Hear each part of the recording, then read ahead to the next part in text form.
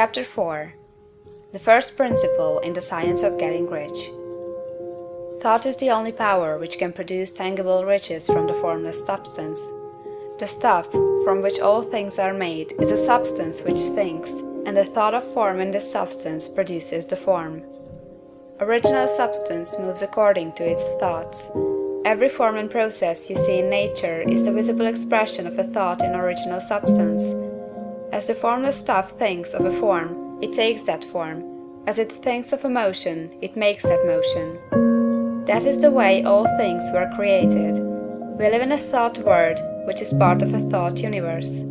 The thought of a moving universe extended throughout formless substance, and the thinking stuff moving according to that thought took the form of systems of planets and maintains that form. Thinking substance takes the form of its thought and moves according to the thought.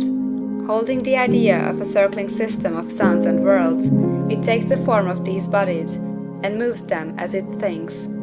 Thinking the form of a slow-growing oak tree, it moves accordingly and produces the tree, though centuries may be required to do the work. In creating, the formless seems to move according to the lines of motion it has established. The thought of an oak tree does not cause the instant formation of a full-grown tree, but it does start in motion the forces which will produce the tree along established lines of growth.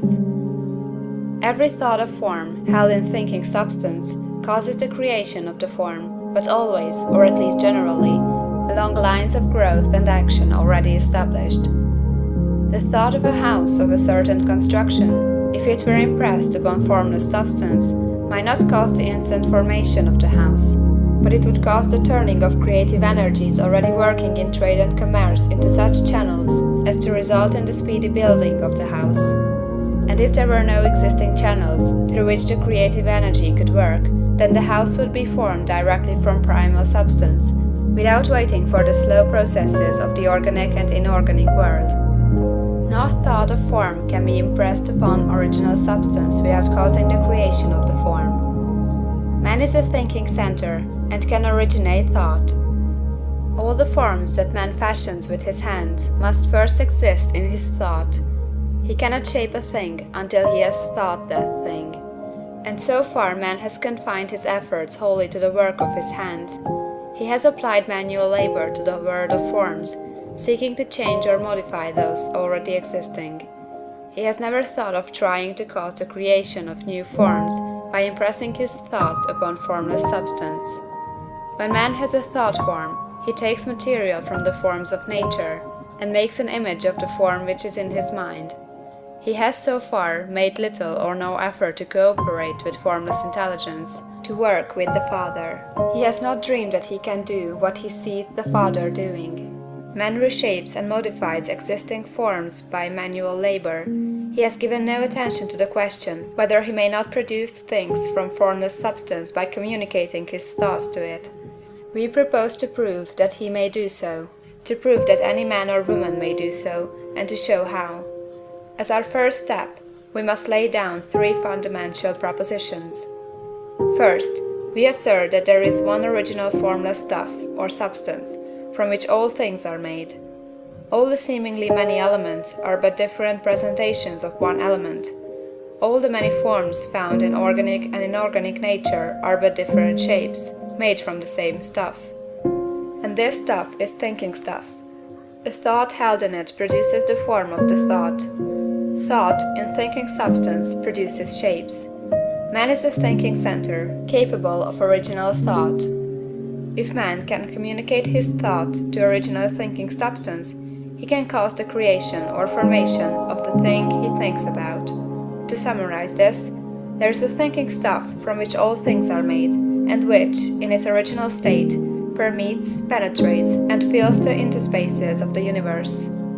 A thought in this substance produces the thing that is imaged by the thought. Man can form things in his thought, and by impressing his thought upon formless substance, can cause the thing he thinks about to be created. It may be asked if I can prove these statements, and without going into details, I answer that I can do so, both by logic and experience. Reasoning back from the phenomena of form and thought, I come to one original thinking substance, and reasoning forward from this thinking substance, I come to man's power to cause the formation of the thing he thinks about. And by experiment, I find the reasoning true, and this is my strongest proof. If one man who reads this book gets rich by doing what he tells him to do, that is evidence in support of my claim. But if every man who does what it tells him to do gets rich, that is positive proof until someone goes through the process and fails. The theory is true until the process fails, and this process will not fail, for every man who does exactly what this book tells him to do will get rich. I have said that man gets rich by doing things in a certain way, and in order to do so, man must become able to think in a certain way. A man's way of doing things is the direct result of the way he thinks about things. To do things in a way you want to do them, you will have to acquire the ability to think the way you want to think. This is the first step toward getting rich. To think what you want to think is to think truth, regardless of appearances. Every man has the natural and inherent power to think what he wants to think, but it requires far more effort to do so than it does to think the thoughts which are suggested by appearances. To think according to appearance is easy. To think truth, regardless of appearances, is laborious, and requires the expenditure of more power than any other work man is called upon to perform. There is no labor from which most people shrink as they do from that of sustained and consecutive thought. It is the hardest work in the world. This is especially true when truth is contrary to appearances. Every appearance in the visible world tends to produce a corresponding form in the mind which observes it, and this can only be prevented by holding the thought of the truth. To look upon the appearance of disease will produce the form of disease in your own mind, and ultimately in your body, unless you hold the thought of the truth, which is that there is no disease. It is only an appearance, and the reality is health. To look upon the appearances of poverty will produce corresponding forms in your own mind, unless you hold to the truth that there is no poverty. There is only abundance. To think health when surrounded by the appearances of disease, or to think riches when in the midst of appearances of poverty, requires power. But he who acquires this power becomes a mastermind. He can conquer fate. He can have what he wants. This power can only be acquired by getting hold of the basic fact which is behind all appearances, and that fact is that there is one thinking substance from which and by which all things are made. Then we must grasp the truth that every thought held in this substance becomes a form, and that man can so impress his thoughts upon it as to cause them to take form and become visible things. When we realize this, we lose all doubt and fear, for we know that we can create we want to create, we can get what we want to have, and can become what we want to be. As a first step toward getting rich, you must believe the three fundamental statements given previously in this chapter, and in order to emphasize them, I repeat them here. There is a thinking stuff from which all things are made, and which, in its original state, permeates, penetrates, and fills the interspaces of the universe. The thought in this substance produces the thing that is imaged by the thought. Man can form things in his thought, and, by impressing his thought upon formless substance, can cause the thing he thinks about to be created. You must lay aside all other concepts of the universe than this monistic one, and you must dwell upon this until it is fixed in your mind, and has become your habitual thought. Read these creed statements over and over again, fix every word upon your memory, and meditate upon them until you firmly believe what they say. If a doubt comes to you, cast it aside as a sin.